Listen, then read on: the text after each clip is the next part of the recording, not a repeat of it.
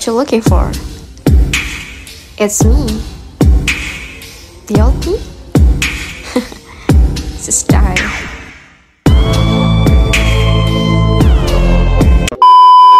Baik, bismillahirrahmanirrahim. Assalamualaikum warahmatullahi wabarakatuh. Perkenalkan, nama saya Fitri Ainul Syahrani dari Prodi 21 HTM3. Video kali ini merupakan video dari tugas akhir mata kuliah Hukum Acara Peradilan Tata Usaha Negara, di mana di sini saya akan menjelaskan mengenai putusan dalam Peradilan Tata Usaha Negara.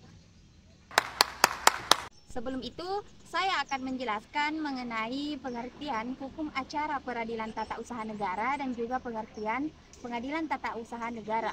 Hukum Acara Peradilan Tata Usaha Negara atau biasa disebut sebagai HAPTUN merupakan hukum yang mengatur prosedural beracara di Pengadilan Tata Usaha Negara, di mana pihak penggugat adalah masyarakat atau badan hukum perdata, sedangkan pihak tergugatnya adalah badan atau pejabat tata usaha negara. Sedangkan Peradilan Tata Usaha Negara merupakan lembaga peradilan yang menyelesaikan sengketa tata usaha negara dan juga sengketa kepegawaian, di mana pihak penggugat adalah masyarakat atau badan hukum perdata, sedangkan pihak tergugat adalah badan atau pejabat tata usaha negara berdasarkan peraturan perundang-undangan.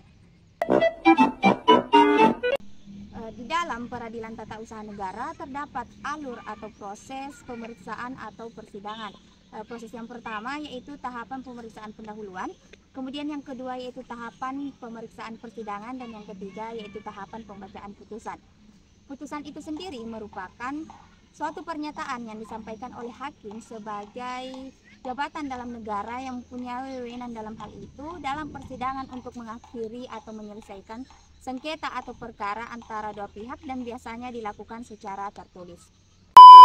Kemudian di dalam putusan itu terdapat muatan yang diatur dalam pasal 109 Undang-Undang Nomor 5 Tahun 1986. Di sini terbagi menjadi 7. Yang pertama yaitu kepala putusan. Kepala putusan ini berisi tulisan demi keadilan berdasarkan ketuhanan yang Maha Esa. Kemudian yang kedua yaitu mengenai identitas yang berisikan nama, jabatan, kewarganegaraan, dan tempat tinggal. Kemudian yang keempat berisi mengenai ringkasan gugatan dan juga jawaban yang jelas. Kemudian yang keempat yaitu pertimbangan dan penilaian setiap alat bukti. Kemudian yang kelima yaitu alasan yang dijadikan sebagai dasar hukum. Yang keenam yaitu amar putusan dan juga biaya perkara. Dan yang terakhir atau yang ketujuh yaitu hari, tanggal, nama hakim dan juga panitera serta keterangan para pihak hadir atau tidaknya. Apabila tidak terpenuhi salah satu ketentuan muatan putusan, maka dapat menyebabkan putusan tersebut batal, dan kemudian putusan tersebut ditandatangani oleh hakim selambat-lambatnya 30 hari. Mengerikan. Kemudian terdapat jenis-jenis putusan yang diatur dalam pasal 97 ayat 7 Undang-Undang Nomor 5 Tahun 1986.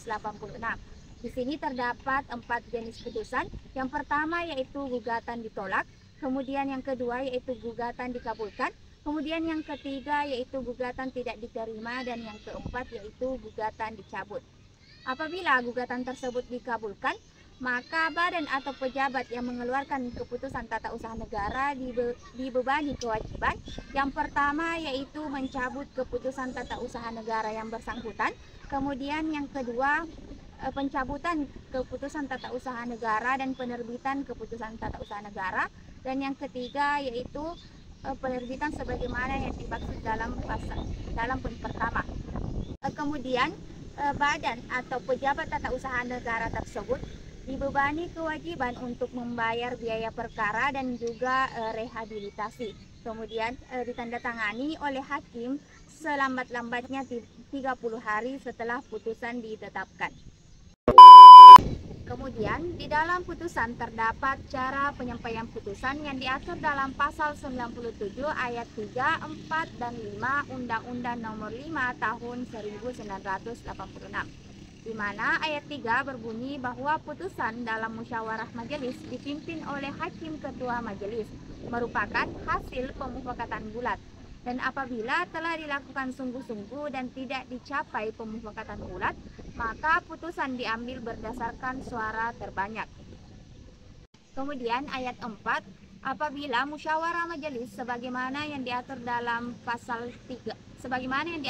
ayat 3 tidak menghasilkan putusan, maka ditunda hingga musyawarah majelis berikutnya. Kemudian ayat 5, apabila musyawarah majelis berikutnya tidak dapat diambil suara terbanyak, maka suara terakhir berasal dari hakim ketua majelis. Kemudian terdapat cara penyampaian putusan. Yang pertama yaitu putusan dianggap sah dan benar apabila persidangan terbuka untuk umum. Kemudian yang kedua yaitu apabila salah satu pihak atau kedua pihak tidak dapat hadir di persidangan pada saat pembacaan putusan, maka tetap dilanjutkan. Kemudian hakim nantinya akan memberikan salinan putusan kepada para pihak yang bersangkutan. Kemudian yang ketiga yaitu apabila ketentuan yang pertama tadi tidak dijalankan, maka putusan tersebut dianggap tidak sah dan tidak mempunyai kekuatan hukum yang tetap.